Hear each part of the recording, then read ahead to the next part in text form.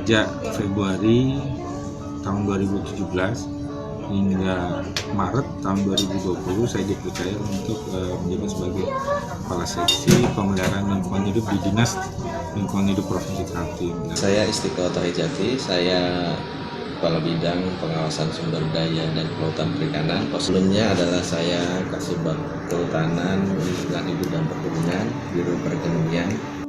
Saya Ahmad Wijaya, saya dari Yayasan Bioma. Saat ini saya sebagai Ketua Pengurus Yayasan Bioma. Selain itu juga sebagai senior spesialis di Yayasan Bioma.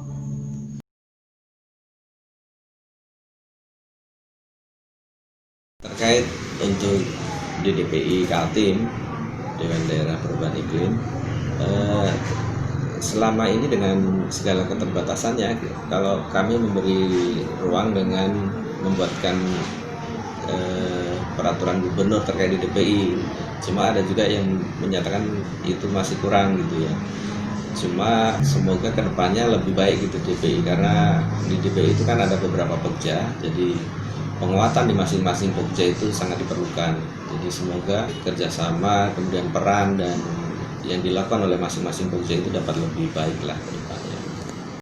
Ya, peran DDPI dalam kegiatan perubahan iklim sangat sentral sekali, karena kita tahu DDPI itu ketuanya adalah Gubernur Kalimantan Timur, dan dalam sehari-hariannya ditunjuk ketua harian, yaitu Pak Profesor Dadi, yang menjalankan proses kegiatan dalam DDPI. Dan sampai saat ini masih efektif bagaimana DDPI bisa mengkoordinasikan para pihak, khususnya OPD, mitra, untuk bersama-sama menjalankan program penurunan emisi.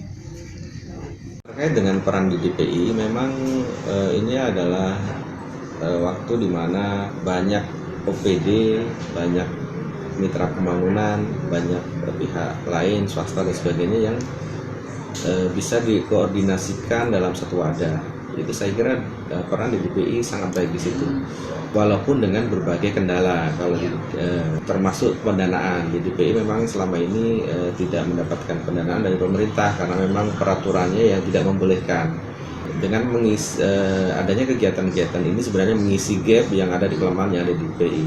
Kalau saya menyatakan bahwa ini adalah DDPI itu seperti mengumpulkan banyak kekuatan, potensi yang ada di Kaltim, kemudian menyatukan dan saling menutup kelemahan yang ada di masing-masing.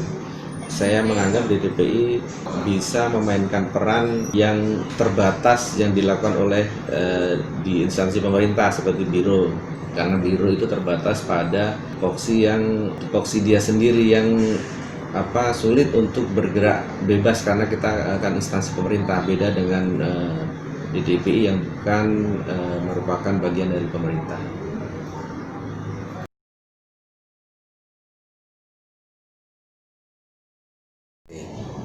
Ya, kalau saya jujur ya, bahwa yang menggerakkan mesin kegiatan-kegiatan di Kaltim ini salah satunya adalah peran daripada YEKAN tadi. DDPI juga akan terasa tidak lancar kalau tidak didukung oleh YEKAN ini.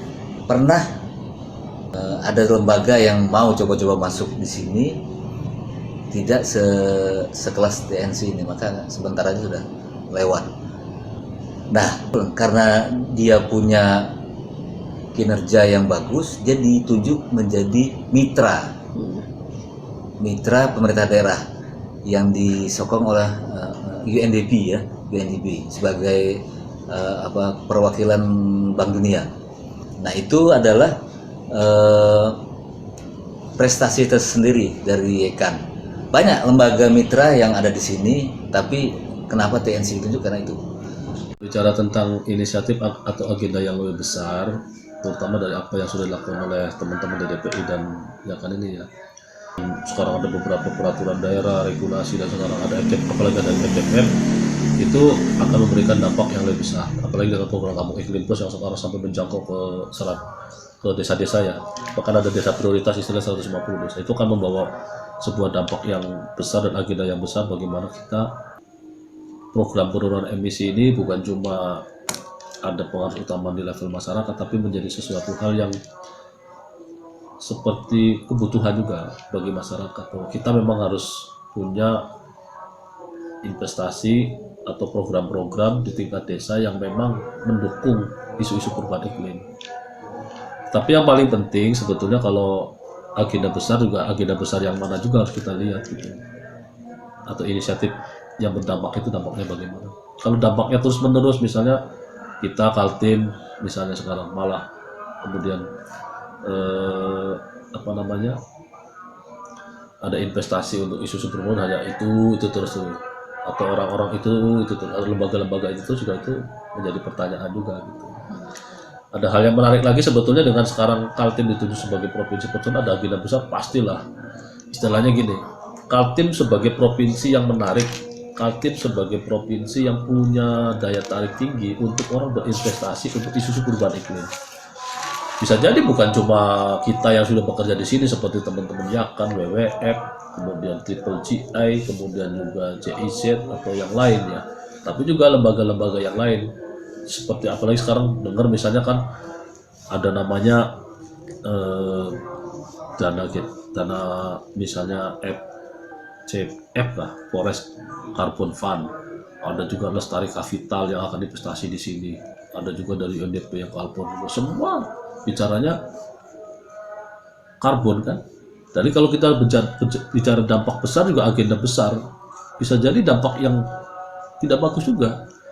Semua hutan diarahkan untuk karbon, sementara kita tipologi masyarakat kita ini kan bukan cuma tipologi masyarakat yang artinya punya ketergantungan terhadap hutan itu untuk sumber penghidupan saja. Bisa ada hasil tanam kayu ya, tapi juga sumber penghidupan yang lain dari jual kayu misalnya begitu. Nah sekarang kalau semua hutan untuk karbon, yang lain untuk sawit, yang lain untuk batu bara mungkin ya. Ini ruang masyarakat untuk mengambil sumber daya hutan dalam bentuk kayu mau ruangnya di mana? Sehingga nanti bisa jadi malah yang terjadi adalah dampak dalam arti bagi masyarakat sendiri ya. Apalagi seperti masyarakat di sekitar gambut, mangrove itu kan rumah belum tentu pakai semen, masih pakai kayu, kebutuhan kayu masih tinggi. Mau dari mana dia ngambil? Kalau semua untuk gara-gara isu perubahan iklim, isu emisi, kemudian orang nggak boleh nebang kayu, orang nggak boleh itu. Ya, jadi sebetulnya kuncinya adalah bagaimana mengatur ruang itu, berdasarkan kebutuhan masyarakat. Dan saya khawatir dampak yang paling besar dari beberapa inisiatif yang terkait dengan isu perubahan iklim itu, apalagi di desa-desa tadi, kemudian malah yang terjadi adalah menjadikan kesulitan masyarakat untuk kebutuhan dasar dia sendiri, terutama juga kebutuhan sandang dan papan.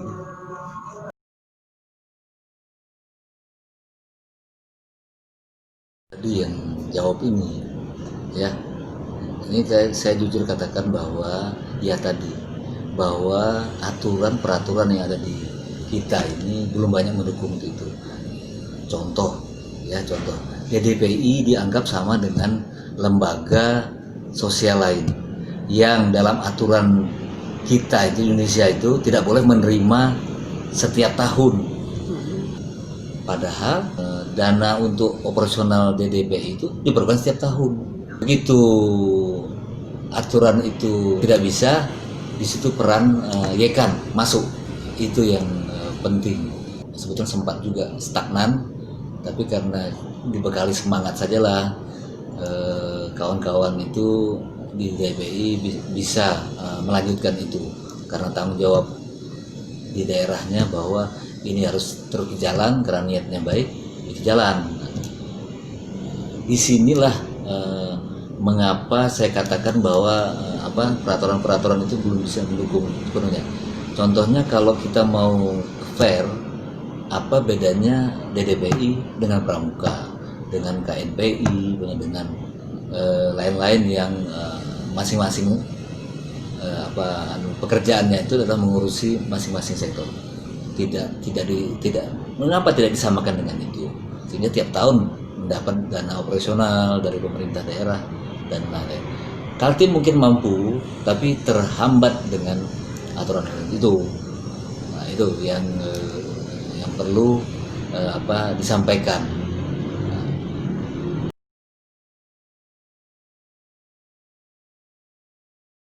Harapan saya DDPI itu nanti terus berkembang ya.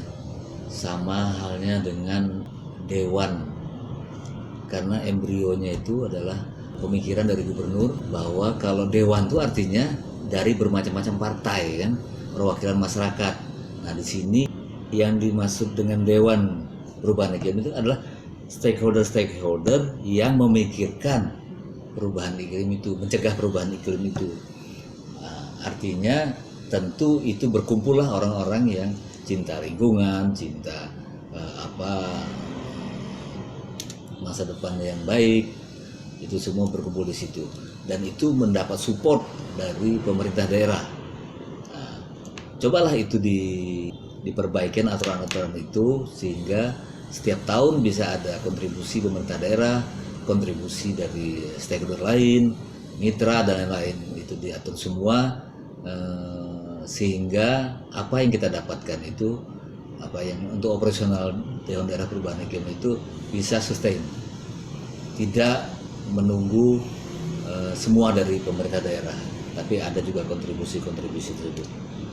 Nah, jika itu tercapai, maka kedepannya saya bermimpi bahwa Dewan itu akan bisa mengatur kegiatan-kegiatan di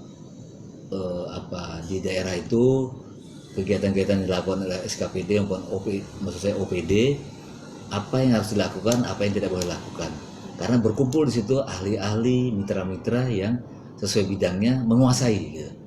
Nah, kita ketahui bahwa pemerintah daerah belum sepenuhnya, belum optimal dalam baik itu perencanaan, pelaksanaan maupun pengawasan.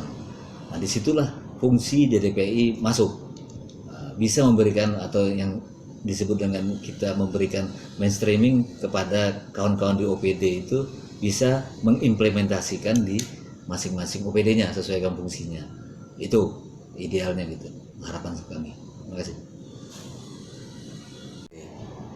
Ya kalau saya jujur ya bahwa yang menggerakkan mesin kegiatan-kegiatan di Kaltim ini salah satunya adalah peran daripada YEKAN tadi, ya.